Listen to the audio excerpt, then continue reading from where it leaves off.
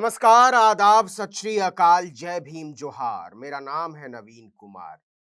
ये जो वीडियो आप देख रहे हैं ना, ये भाजपा के दुलारे सांसद को पब्लिक में रमेश बिधुड़ी को खदेड़े जाने की तस्वीर है, या कहिए रमेश बिधुड़ी के जनता से भागने का वीडियो है। ये भाजपा को भले अपने गालीबाज सांसद पर प्यार आता हो, दुलार आता हो, और निशिकांत दुबे जैसे सांसदों को तो कुछ ज्यादा ही आता है, जो गलत बयानी करते हैं दानिश अली के मुताबिक, कि उन्होंने इतना गुस्सा दिला दिया था कि कोई भी सांसद धैर्य खो देगा और गाली बकने लगेगा।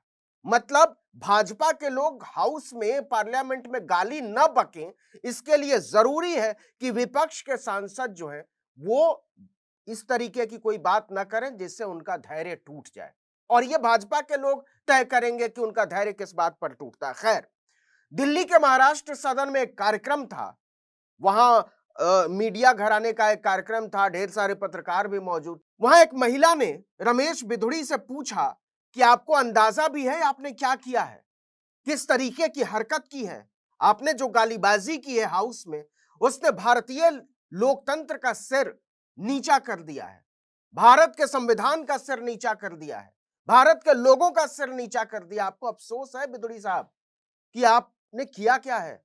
आपको दुख होता है, अफसोस होता है, आप माफी मांगते हैं इसके लिए? तो क्या कहा रमेश बिधुड़ी ने, जरा पहले इसको सुन लीजिए। हाँ जी, तो मेरा सवाल ये था कि अभी हाल ही में सांसद में आपने कुछ शब्द बोले, कुछ चीजें बोली, और and the parliament is public property. हमारे ही टैक्स पेयर्स के पैसों से वो पार्लियामेंट बना है, आप लोगों की सैलरीज भी हम लोगों के टैक्स पेयर्स के मनी से दी जाती है। तो हमारे पार्लियामेंट में दिया जाएगा, जब देना वो दिया जाएगा पार्लियामेंट के अंदर की। तो आपको नहीं लगता आपको कि आपको अपोलोजाइज करने की जरूरत है, आपको माफी मांगने की? जिनकी अकाउंटेबिलिटी पार्लियामेंट के प्रति है वो पार्लियामेंट में उनको। Sir, I am a citizen. You are accountable to me as well. I have given my statement in parliament. I am not in public way. I am sorry. You are. Thank you, ma'am. Thank you, ma'am. No, thank you. Of course you are. Thank you, ma'am. तो रमेश बिधुड़ी ये कह रहे हैं कि माफी वाफी छोड़ दीजिए, house की बात है, हाउस में हमने गाली वाली बकी और पुष्ट बकी, हमारी पार्टी जो है मेरे साथ खड़ी है और हमको कोई दिक्कत नहीं हो रही है। हाउस की बात हाउस में होती है, आप कौन होते हैं हमसे सवाल पूछने वाले? मतलब रमेश बिधुड़ी इस देश की जनता से कह रहे हैं कि आपको हमसे सवाल पूछने का हक नहीं है, हमने संसद में गालीबाजी की है तो हम संसद में जवाब देंगे, हमारा हिसाब संसद करेगी, आप कोई नहीं होते हैं। इस पर महिला ने क्या जवाब दिया ये भी जरा सुन लीजिए, क्योंकि इससे समझ में आएगा कि रमेश बिधुड़ी जैसे लोग लोकतंत्र को कुचलकर कितने चौड़े से घूमते हैं। लेकिन यहां बात खत्म नहीं हुई है। और and the parliament is public property. हमारे ही टैक्स पेयर्स के पैसों से वो पार्लियामेंट बना है, आप लोगों की सैलरीज भी हम लोगों के टैक्स पेयर्स के मनी से दी जाती है। रमेश बिधुड़ी जहां ये भाषणबाजी कर रहे थे, जहां ये झाड़ रहे थे ना भाषण, वो भी एक सरकार की जगह है। जिस माइक पर बोल रहे थे वो भी सरकारी माइक है, जनता के पैसे से बना हुआ है। और जो जुबान बोल रहे थे, जिस गाड़ी से आए थे रमेश बिधुड़ी, उसका खर्चा भारत की सरकार उठाती है। जो संतरी उनके साथ चलता है वो जनता के पैसे से तैनात है। जिस घर में रहते हैं रमेश बिधुड़ी, भाजपा के प्यारे सांसद, मोदी के प्यारे सांसद, वो जनता के पैसे से बना हुआ घर है। जो खाना खाते हैं रमेश बिधुड़ी, वो जनता के पैसे से खाते हैं। जो हवा में उड़ते हैं रमेश बिधुड़ी, वो जनता के पैसे से उड़ते हैं।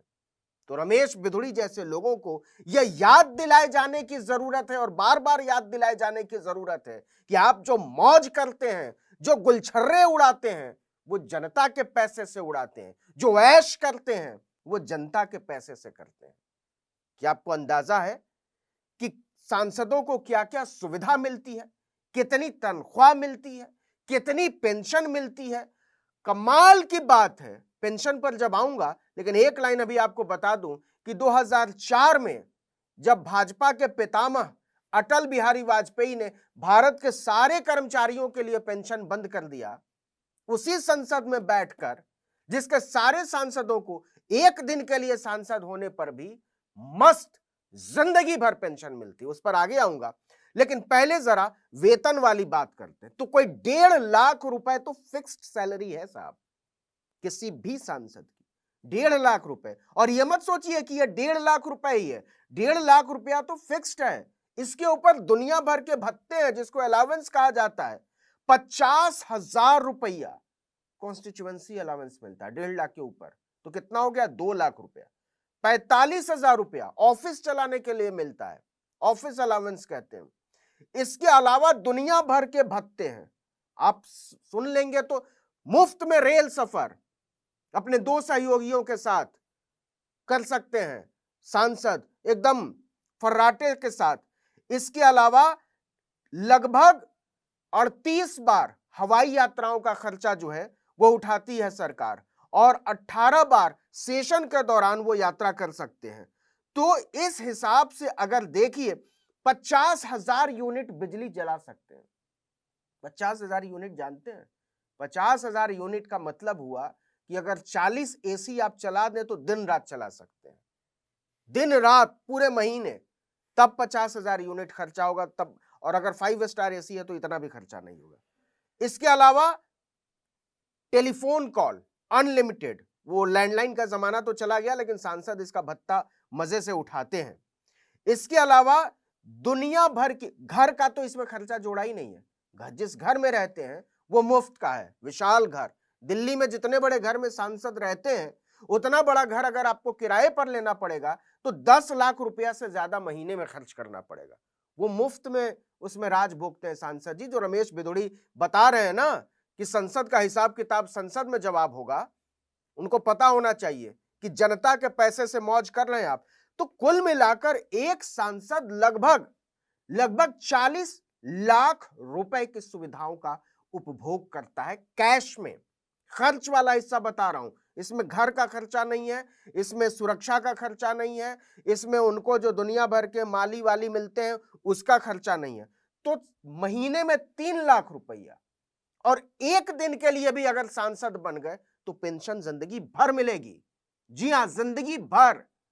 और अगर कई बार सांसद बन, सांसदों का हिसाब किताब बड़ा मजेदार है। रमेश बिधूड़ी उल्लू समझते हैं इस देश की जनता को, और भाजपा, रमेश बिधूड़ी को बचाने वाली भाजपा भी जनता को उल्लू समझती है। लेकिन यह समझने की जरूरत है कि ये लोग कितने मौज के जिंदगी काटते हैं।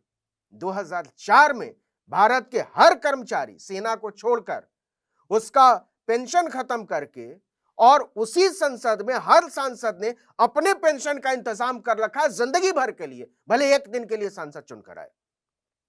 कमाल की बात है, 20,000 रुपए पेंशन मिलती है जिंदगी भर के लिए। जरा सुनिएगा ध्यान से, क्योंकि यह बड़ा मजेदार सिस्टम है कि 20,000, और उसके बाद अगर 5 साल से ज्यादा रहे तो उसमें हर साल उसमें जुड़ता चला जाता है जिंदगी भर के लिए। रेल का जो यात्रा का कूपन मिलता है वो भी जिंदगी भर के लिए मिलता है। बहुत सारी सुविधाएं हैं जो एक बार सांसद हो जाने के बाद आप जिंदगी भर के लिए उसके हकदार हो जाते हैं। और सुनिए, अगर मान लीजिए कि कोई विधायक सांसद बन गया तो विधायक वाला पेंशन जिंदगी भर अलग खाएगा, फिर सांसद वाली तनख्वाह भी खाएगा।